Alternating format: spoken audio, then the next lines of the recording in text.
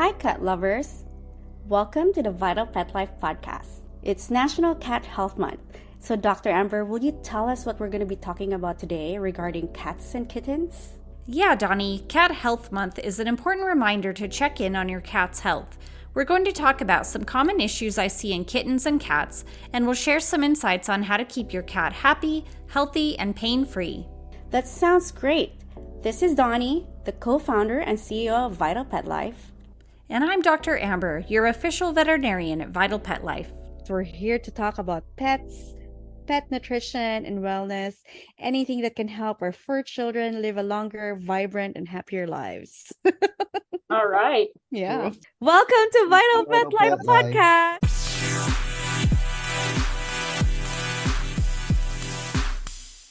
I do love cats and kittens too, but I have no idea what the cats or kittens really actually need, like what kind of care or common health issues about cats. Yeah, so I don't think that we've really pinned down the cause of kidney disease in cats, but it is really, really common in middle-aged to older kitties. So signs that you're going to see are excessive drinking, and because of that, excessive peeing, poor appetite, weight loss, vomiting. They'll get really dehydrated, even though some, pet parents will say, well, they're drinking all the time. How can they be dehydrated? Yeah. But one of the kidney's main functions is to save water in the body. So when the kidneys can't do that, they're drinking a lot of water and they're just peeing it all out because the kidneys can't save that water like they should. So those are the major signs that you'll see with kidney disease. And the kidneys are really interesting. Their cells, the nephrons, those are the units of the kidneys that do all the work. Cats have to lose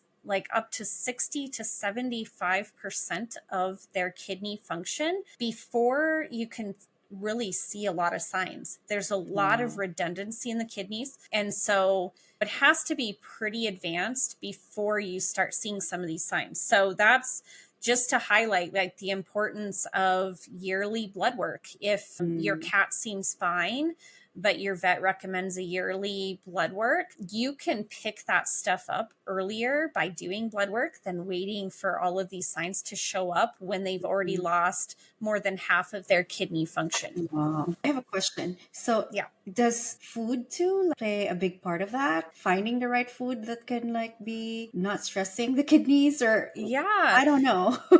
That's a good question. And I think there's not a perfect answer for that. But let me just say, I kind of wonder if feeding cats kibble all the time kind of puts them at a dehydrated state most of the time, if that makes sense. Because cats don't drink water like dogs do. They're just not designed that way. If you are feeding a cat only dry food, which is super convenient, it's easy, but I kind of wonder if they're low grade dehydrated all the time. And obviously dehydration can be detrimental to the kidneys. So if I had a cat, I would probably feed mostly wet food. Yeah. Oh my God. It's called Feline Immunodeficiency virus. What is that? Is it HIV? So it is.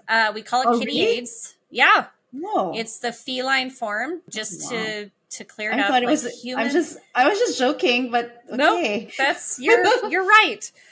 But just know humans are not affected by FIV. It only affects cats. I'm going to just add another one on here too, feline leukemia virus. So these are, two more common viruses that we see in cats. So FIV, it's transmitted through bodily fluids. So mostly saliva and blood, fighting cats.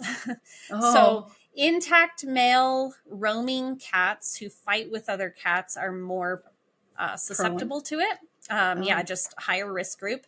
So it does cause immunodeficiency, so poor immune system. So these cats tend to get more infections of all kinds. They have a harder time fighting it off.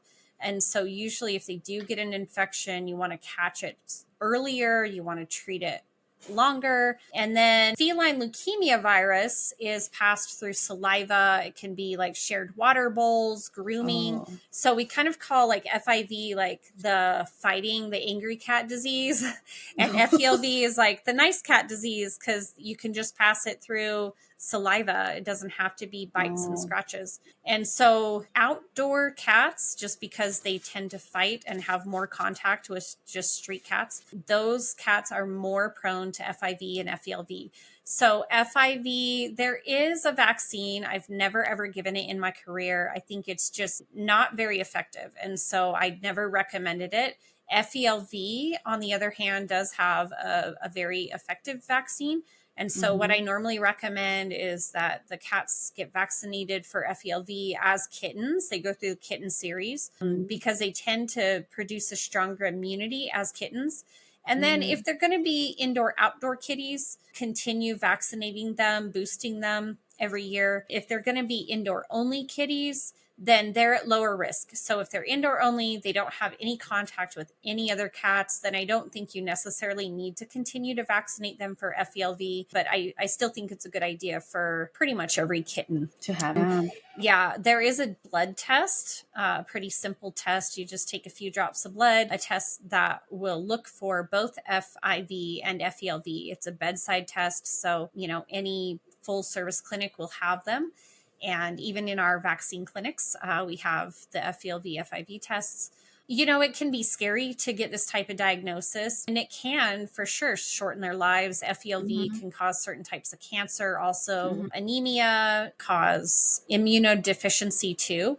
But I think these cats can also live long, healthy lives. It can shorten their lifespan for sure, but I don't think it's a death sentence. So I've never just diagnosed these cats and say, oh, we have to euthanize. I think that if we take good care of them, we keep them indoors, first of all, so that they're not passing it on to other cats. We give them good nutrition. We treat them early for any type of infection. Then I think that they can live a pretty good, healthy life with these diseases. So Yeah, I think it goes for all the diseases, I guess, and it both ways for, and I think being able to, again, like talk to your vet. If you don't feel like you got your answer from one vet, get another opinion, just Right. like how we do Yeah. it with the human. Yeah. And normally, even, we can sometimes have false positive tests too. So if we had like an FIV or an FELV positive test, I would always recommend there's some more in-depth testing that you can do to really confirm whether or not they have that. So again, talk to your vet. Don't automatically think that, oh, That's this is the the last end. thing. Like I said, it can be scary, but do some further testing. And some of these cats will live a long, healthy life, even with these diseases. I bet. Yeah. Okay. What vaccinations do cats need? Yeah. What do they need? Is it regular routine vaccinations, shots that dogs get, or like what do they have? Yes. So the only one that's really the same in both animals is rabies. So rabies is required by law. And fortunately, it's not super common in the United States these days. About 1 to 2 or 3 people a year die of rabies in the United States. But there's still tens of thousands of people that die of rabies around the world. So it's a real threat. And because of the high mortality and the threat to humans, as far as I know, every state requires rabies by law. So they have to be usually 12 to 16 weeks old before we can give them a rabies vaccine. The other core vaccines for cats is the FVRCP vaccine. So that covers calicivirus, it covers feline herpes, and panleukopenia. So we call it the feline distemper shot. It's kind of a misnomer because that panleukopenia we call feline distemper is actually a feline parvovirus. So it acts the same. I'm sure, a lot of people are familiar with parvovirus from dogs. So the same thing happens in cats: severe vomiting, diarrhea, immune suppression, and death. Like, it's a very serious disease. So I recommend every kitty get that FVRCP or distemper combo shot. So they'll go through their kitten series with that and then continue as adults. And then the last one, feline leukemia, is outdoor cats are more at risk for it. But what I usually recommend is that even if they're going to be indoor only kitties, there's a risk that they escape or, have contact with another kitty. So I do recommend that kittens at least get the kitten series of feline leukemia, because that protects them when they're young and they're most vulnerable for getting feline leukemia. There's a couple of other shots that have been on the market here and there, like the FIV or the FIP. I have never given a cat those vaccines. I don't think that they're really effective, and they're not that common either. Not that the diseases are not that common, but they're just, every vet clinic that I've worked for does not stock those vaccines because we just don't find that they work that well. Distemper and leukemia and rabies are the core vaccines for cats. Wow. Well, thank you for enlightening us, Dr. Amber. Okay, the best supplements for cats or kittens. What can you recommend? Yeah. So I think that most cats and dogs can benefit from fish oil. I just think they're so good for their health, their overall health. And so from kittens, I would say, 8 to 12 weeks old, you can start giving them salmon oil.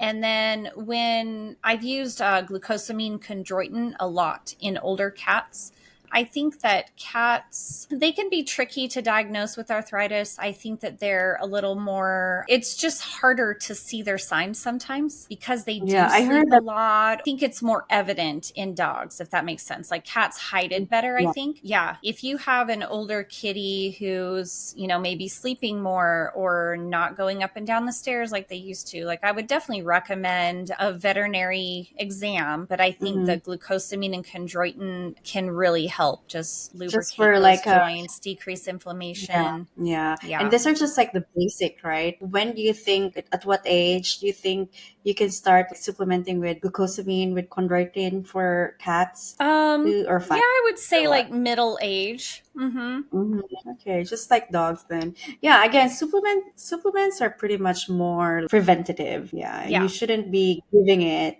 because you see the need, or but I think if you're more proactive owner, I think. Yeah, definitely. And, we've talked about this in dogs, but it's equally as important in cats, is to keep them at a good weight, make sure they're active, that they're getting a high quality diet. I mean, that's going to go a long way just for their overall health, but to keep their joints healthier too, without that extra weight and inflammation that comes along with weight, which, I think indoor kitties are safer. Like it's just a dangerous world out there, but they tend to get really heavy because they just don't have as much opportunity to exercise. So we just want to, give them as much playtime as we can, feed them an appropriate amount so we're not overfeeding for their activity level, and then those supplements to keep their joints and their heart and skin and all the other good things that salmon oil does for them. Yeah. Well, I think you just answered the last question, which is like the benefits of real cats. Yeah.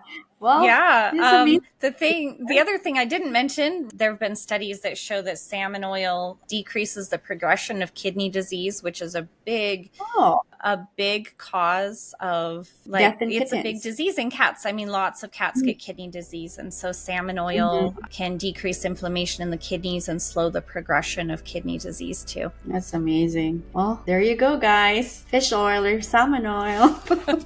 Yep. Thank you to everyone for listening.